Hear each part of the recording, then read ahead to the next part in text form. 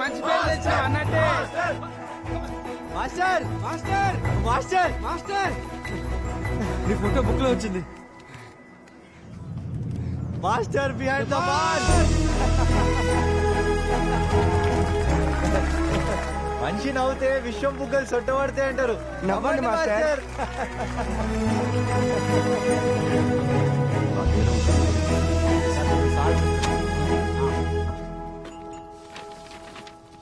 ఇది sports complex design sir. ఇది chess room, ఇంకా ఇది క్యారమ్స్ రూమ్ సార్. ఇక్కడ పెయింటింగ్ రూమ్ వస్తుంది. ఇక్కడ చిన్న లైబ్రరీ, ఇంకా టేబుల్ టెన్నిస్ రూమ్ సార్. ఇటువైపు ఖైదీల కోసం టాయిలెట్స్ అవి వస్తాయి సార్. నైస్. ఆదిత్య చేసిన రిక్వెస్ట్ కి చాలా మంచి రెస్పాన్స్ వస్తుంది. చాలా మంది డొనేట్ చేస్తామని ముందుకు వస్తున్నారు. సంతోషంగా ఉంది. ఆదిత్య ఫ్రెండ్ గా నీ వంతు సహాయం నువ్వు చేస్తున్నావు సార్. Very good good. ఏదో విధంగా ఈ స్పోర్ట్స్ కాంప్లెక్స్ ఫినిష్ అయితే చాలు.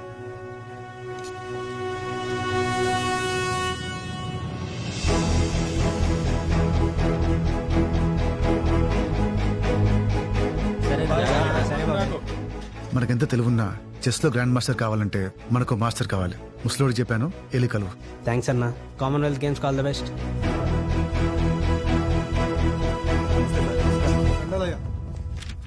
Wonder boy Magnus Carlsen sir, current world chess champion. అవునా? నువ్వు అంత గొప్పవాడు అవుతావని నా నమ్మకం ఆదిత్య. మీ ఎంకరేజ్మెంట్ ఉంటే అవుతాను సార్. నా ఎంకరేజ్మెంట్ కి ఉంది ఈ ఒక్కరోజే.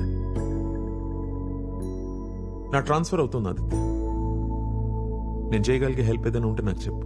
ఇన్ని రోజులు చేసిన హెల్ప్ చాలు సార్. నీ క్షమాభిక్ష రావాలని ఆ దేవుడిని మనస్ఫూర్తిగా కోరుకుంటున్నాను. Thank you sir. రేపు కొత్త ఎస్పీ వస్తున్నాడు. వాడి రెప్యుటేషన్ బాగాలేదు. వాడు ఏమన్నా పట్టించుకోకు.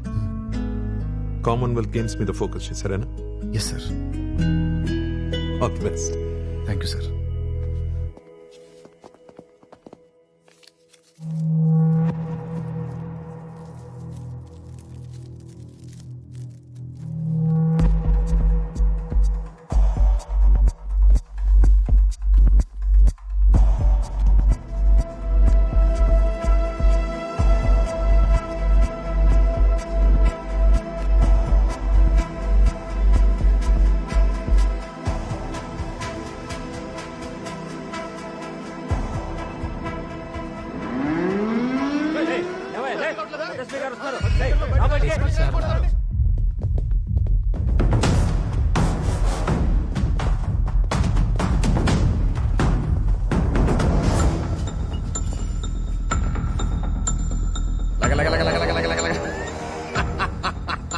నమస్తే సార్.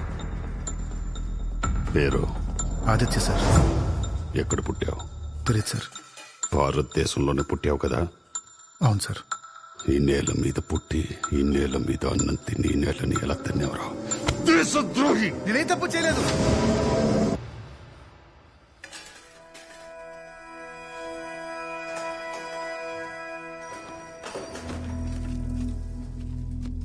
ఆ కళ్ళల్లో కంగారేంట్రా?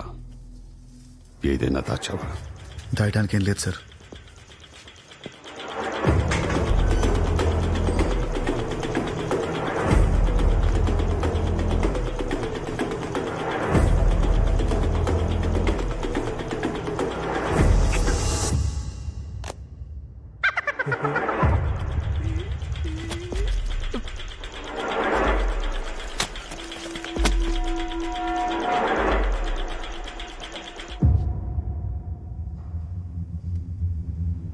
ఊరితాడు వేయాల్సిన మెడకి మెడల్స్ వేస్తున్నారు. ఒక టెర్రరిస్ట్ ని మాస్టర్ అని పిలుస్తున్నారు. నేను టెర్రరిస్ట్ కాను సార్. మరేంటో చెప్పు. ఇది నా ఐడెంటిటీ. ఎస్పీ, నా గుర్తింపు. నీ ఐడెంటిటీ ఏంటో చెప్పు. నా ఐడెంటిటీ ట్రిగర్.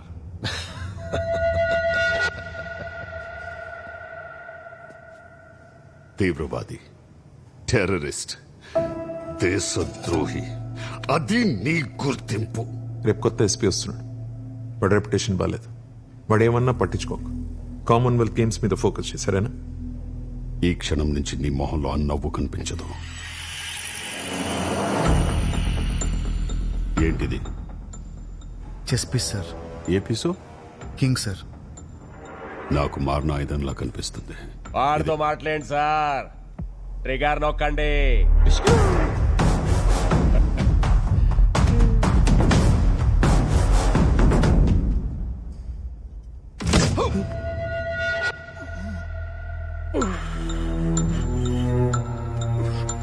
ఇంకోసారి ఎక్కువ మాట్లాడినా తలెత్తి చూసినా జీవితంలో సూర్యోదయం చూడకుండా సాలిటరీలో వేసేస్తా.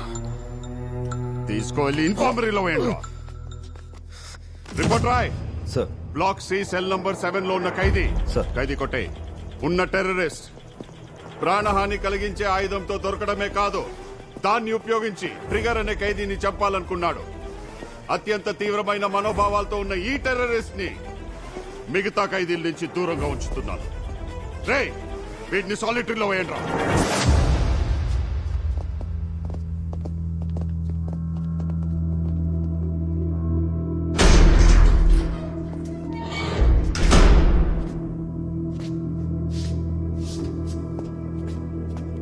Sir next month Commonwealth chess competition లో పార్టిసిపేట్ చేస్తున్నాడు.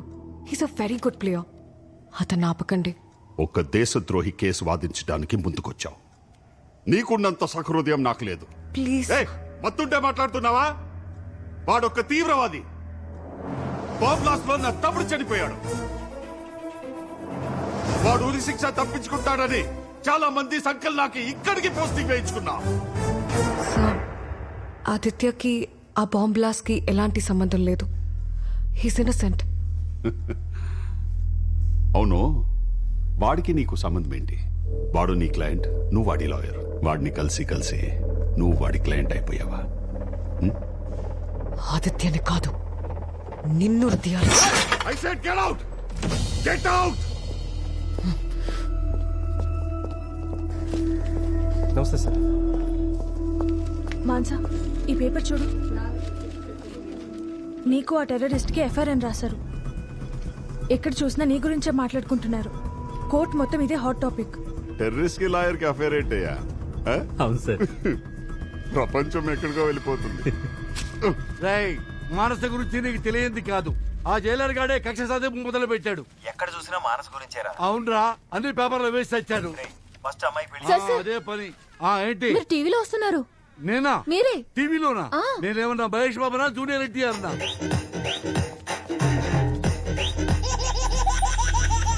అమ్మా, పొద్దున్నే బాల్కనీలో బ్రష్ చేసుకుంటుంటే ఎవడో దొంగచాటుగా వీడియో తీశాడు. అమ్మ, ఏమే మరి చుట్టూ ప్రశ్నలు పుట్టేశారు. తలుపులు మూసేయండి, కట్టెలు వేసేయండి. ఏమ్మా, నువ్వెక్కడికి వెళ్తున్నావు? ఇవాటి నుంచి నువ్వు కోర్టుకి వెళ్ళాల్సిన అవసరమే లేదు. క్రిమినల్ కేసు తప్పు చెప్పి నేనే తప్పు చేశానమ్మా. ఈ రోజు నుంచి ఆర్టీఐ కేసులే నువ్వు టేకప్ చేసుకో. ఆయన దిక్కు మాట్లాడే లాయర్ మానసకి మధ్య ప్రేమ మోల్చిందట. చూసావా, కాకులు పెండ కోసం వాళ్ళే టెట్టవాలారో. అమ్మా, భయపడద్దని మీరే చెప్పారు కదా నాన్న. భయం వేస్తుందమ్మా. మంచో చెడో పేరు వస్తుందని నీకు ఈ కేసు అప్పు చెప్పాను, కానీ ఇలాంటి పేరు వస్తుంది అనుకోలేదు. మంచేంటో చెడేంటో నాకు తెలుసు నాన్న. ఒకప్పుడు చిన్న శబ్దానికి భయం వేసేది, కానీ ఇప్పుడు కాదు. ఈ కాకి కూతలకి నేను భయపడ్ను. సో వాడిని లోపలేసినందుకు ఆ లాయర్ కోర్టులో ఎంక్వైరీ చేసింది సార్. ఈ స్పోర్ట్స్ కాంప్లెక్స్ కట్టి పబ్లిక్ లో సింపతి క్రియేట్ చేయాలని చూస్తున్నాడు. నేను అలా జరగనివ్వను. ఆ టెర్రరిస్ట్ నా కొడుకుని సాలిటరీలో వేస్తే ఎంక్వైరీ పెట్టారు. వాడికి అనుకూలంగా ఎవరైనా సాక్ష్యం చెప్తే జీవితంలో వెలుగు చూడరు. చెస్ ఆడి హీరో అయిపోదాం అనుకుంటున్నాడు. ఇప్పటి నుంచి ఏ చెస్ కాంపిటీషన్ లో పార్టిసిపేట్ చేయలేడు. అర్థమైందా?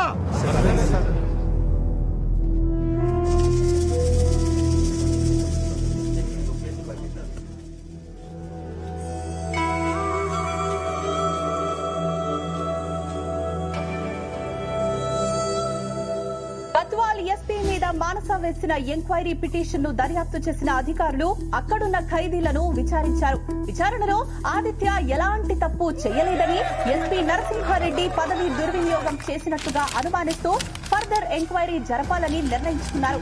ఆదిత్యని కామన్వెల్త్ గేమ్స్ లో పార్టిసిపేట్ చేయడానికి అంగీకారం తెలిపారు. మీరు చేసిన హెల్ప్ కి చాలా థ్యాంక్స్ అండి.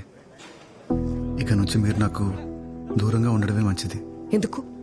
ఎవడో ఇది రాశాడనా? ఆదిత్య, నువ్వు చెప్పింది కరెక్ట్. కళ్ళబద్దాన్ని చూస్తే నేను నిజం ఎంత గట్టిగా అరిచినా చెవులకెక్కదు.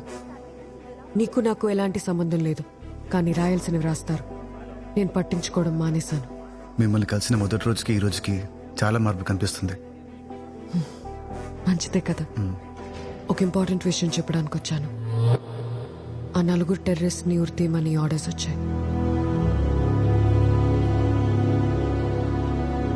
క్షమాభిక్ష వచ్చేలోపు జాగ్రత్తగా ఉంటాం. సాక్ష్యం చెప్పినందుకు చాలా థ్యాంక్స్. ఏంట్రా పారిపోవడానికి ప్లాన్ చేస్తున్నారా? మీకు వీడికి మధ్య మంచి స్నేహం కుదిరిందిరా. అందుకేగా నాకు వ్యతిరేకంగా సాక్ష్యం చెప్పారు. వెళ్ళు ఓ మంచి మాయగాడు అని తెలిసిందిరా. తిమ్మని బమ్మిని బమ్మిని తిమ్మని చేస్తావంట. ఒకవేళ మాయ చేసి ఇక్కడి నుంచి పారిపోవాలనుకుంటే ఒక ఉచిత సలహా ఇస్తాను, తీసుకో. నా కెరియర్లో ఇప్పటికీ 10 మందిని కాల్చి చంపానురా. పారిపోవడం ప్రాణాంతకం. నేను గురి పెడితే భస్మమైపోతాం. మాయల ఫకీర్ ప్రాణాలు చిలుకలున్నట్టు నీ ప్రాణాలు నా చేతుల్లో ఉన్నాయి. నువ్వు ఇక్కడి నుంచి ఎస్కేప్ అవ్వాలంటే నీకు ఒకే ఒక దారుంది. అదేంటో తెలుసా? మాయమైపోవాలి.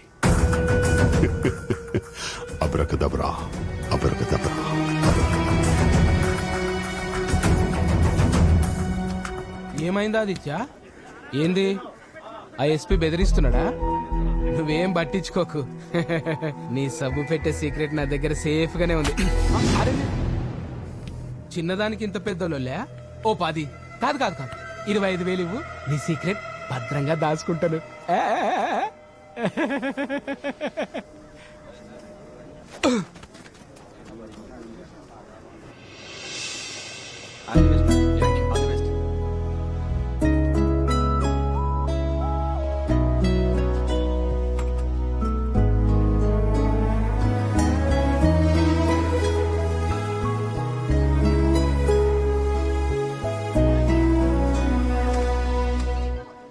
ఏంది ముసలోడా, రిలీజ్ అయినాక మంచి కలర్ వచ్చినావు, ఫేస్ ప్యాక్ లేస్తున్నావా? నీ అకౌంట్ లో 25,000 డిపాజిట్ చేశాను. ఈసారి వచ్చినప్పుడు face pack, fair and lovely, ముల్తాన మట్టి తీసుకురా. మళ్ళీ రావడం ఏంట్రా? అప్పుడే అయిపోయింది అనుకుంటున్నావా? వాడు బంగారు గుడ్డు పెట్టే బాతు. ఈసారి ₹1,00,000 గుడ్డు తీసుకురా. ఎందుకురా కోపం? స్లిప్ మీద స్లిప్ పెట్టి నీ శిష్యుడు గేమ్ ఎట్లా గెలుస్తున్నాడో అందరికి చెప్పమంటావా?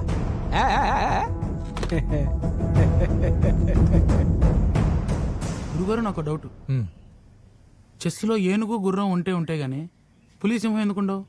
అవి చాలా పవర్ఫుల్ కదా. ఏనుగు ఒంటే గుర్రం స్పృహ ఉన్న జీవాలు. కొన్ని వేల సంవత్సరాలుగా మనిషితో కలిసి సహజీవనం చేశాయి, కలిసి ప్రయాణం చేశాయి, యుద్ధాలు చేశాయి, త్యాగాలు చేశాయి. పులి సింహం చాలా పవర్ఫుల్. అందుకే పవర్ కోసం పాకులాడుతూ విచక్షణ కోల్పోతాయి. మనిషితో కలిసి జీవించలేవు.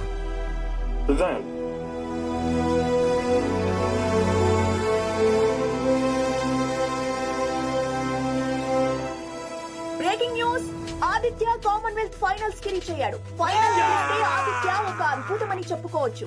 ఫైనల్ గేమ్ లో ఆదిత్య కెనడియన్ గ్రాండ్ మాస్టర్ తో పోటీ పడుతున్నాడు. తీవ్రవాది ఆదిత్యానాలా లేక గ్రాండ్ మాస్టర్ ఆదిత్యానాలా? ఆదిత్యకి పాజన్ ఇవ్వాలా వద్దా? నువ్వు సూపర్ బాసు, ఫైనల్ రీచ్ అయినావు. ఇక గెలుపు నీదే. ఇంకేం ఆలోచించకుండా మాత్రం వచ్చే బాసు. చూడు బాసు, క్షమాభిక్ష వచ్చినా జీవితాంతం జైల్లోనే బ్రతకాలి, తెలుసు కదా. అన్నిటికంటే తలాడిస్తావేంది బాసు? ఈ క్షణం నుంచి 39 గంటల్లో విముక్తి. ఇంకా టైం ఉంది, ఆలోచించండి.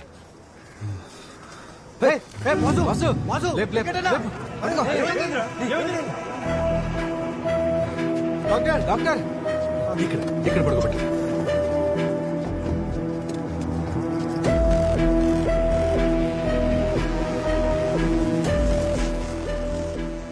నిద్ర సరిగా లేకపోవడం వల్ల స్పృహ కోల్పోయాడు.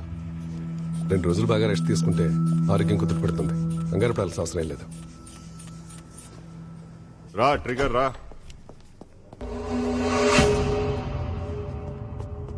రే, మీరిద్దరు వెళ్ళండి రా. సార్,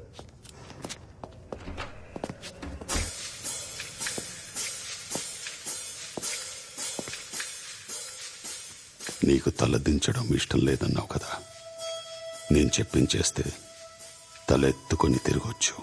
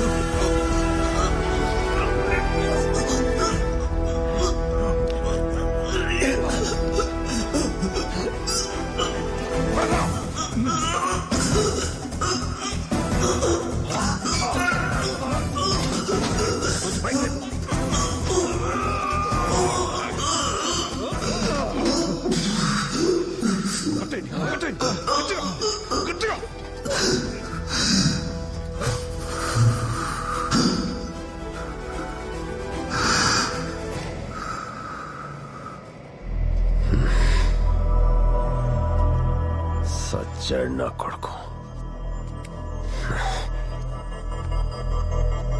దమ్మేద్దాం రండ్రా.